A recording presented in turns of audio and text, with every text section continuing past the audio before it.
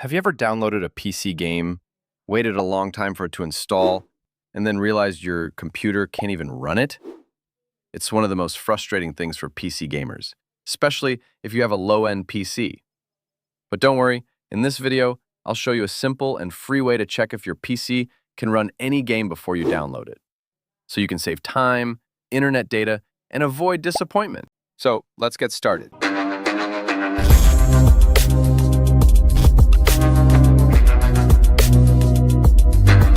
First, open your web browser and go to Google. Then search for PC Game Benchmark. After that, open the official website from the search results.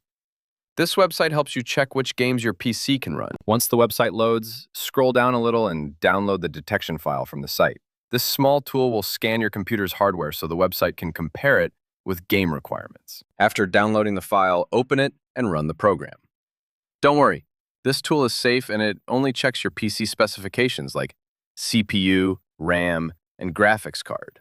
After the scan is finished, the website will automatically open again in your browser. Now you will see a list of games that your PC can run. As you can see on the screen, the website shows many popular games along with their system requirements. If a game appears on this list, it means your PC should be able to run it without major problems.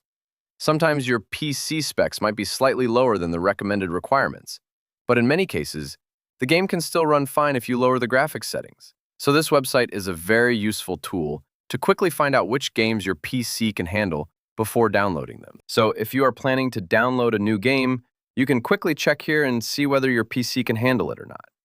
This helps you avoid downloading large games that your computer cannot run. Overall, this website is a very useful tool to find games that work well on your PC. If you found this video helpful, make sure to leave a like and subscribe to the channel for more PC tips and gaming videos. Thanks for watching, and I'll see you in the next video.